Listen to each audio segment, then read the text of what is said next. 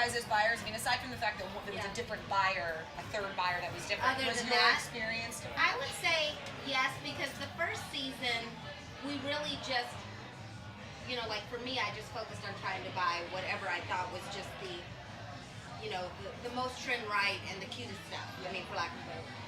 Second season, because we learned so much about what our customer really wanted from a show like this, you know, we were much more thoughtful about extended sizes and certain like silhouettes that we knew really registered for her. So we paid a lot more attention to that. So there would be times where maybe something, you know, like I even said to all of you at one point, if another dress comes down the runway, I'm not buying it, you know, because she voted last season and was like, okay, I love dresses, but I also want to buy a pant. I also want to buy a jacket, whatever. You also said that about rompers. Like, I bought a romper and one. Exactly. You know, so I was much more thoughtful because we found it was, as much as we've got a lot of new people coming, a lot of people invest in Fashion Star and they buy every week. They do. So if she bought a dress this week, she's not going to buy that same type of dress. About that. The first season, we buy the outfit, and then we was, you know, we didn't think about how it had been styled. We didn't think to maybe take a picture or anything.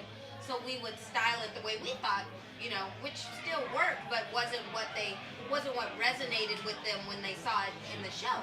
So this time we were much more thoughtful and said, okay, if he styled it with some Oxfords and this and that and the other, we're going to recreate that. So when she comes on our site, she has the exact same experience. I saw that. You know, the shoes and everything. Like, I saw that like the belt. exact same experience, and because that's what, you know, she sees it. She's like, oh my god, I gotta buy that.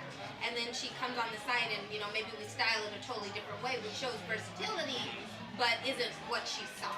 I think that was a Do big you win. normally have that, I don't know what the right word, fluid, a conversation with your customer? Was it more Fashion Star because so much social media was integrated that you were able to You see mean when to like they were really understand if what they, she wants? Yeah, like that they were telling you what they wanted. Is that normally how it is for like Macy's, where you guys have tons of feedback from your customers? Yes and no. I would tell you that the way that we're structured, we get up to the minute feedback from the associates, because we have, part of our strategy is the associates talk to the customer. We consider the associates front line.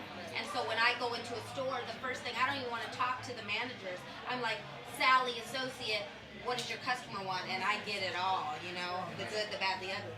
So we have that, but it's not as organized, I guess. But online, with them being able to comment and tweet and whatever, we get it all.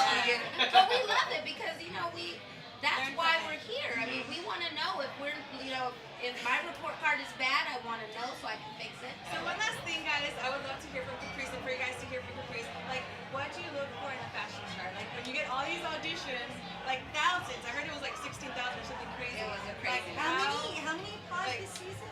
It was, I don't know if it was 16,000, But but it was like some crazy some It ridiculous was a lot. number. Yeah, that's It was unbelievable. We went all over the country, and it was. Yeah. Yeah. Yeah, it was unbelievable.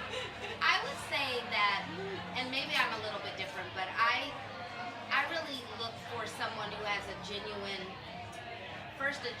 point of view as far as their brand. Like, why are you doing this, and that you're going to be able to season after season after season maintain that thread throughout your designs.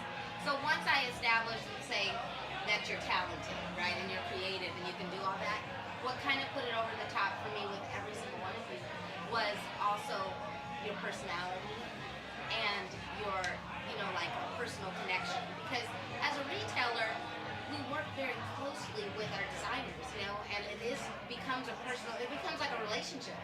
And if you don't feel that connection with someone, you know, it's just like a little spark. We call it like when art meets science. So the science is the buying, and the art is that spark. Like when you fall in love, guys. It is. It's kind of like a relationship. It's like when you fall in love. Thank you so much for watching this recap, and see us next week, episode 9. Was it a We have recap? to take a crowd next week too, alright? Yes. Episode 9 next week? Episode 9. Yeah, that's crazy. There's only 2 more episodes at the end of the season. It went by. A lot of surprises.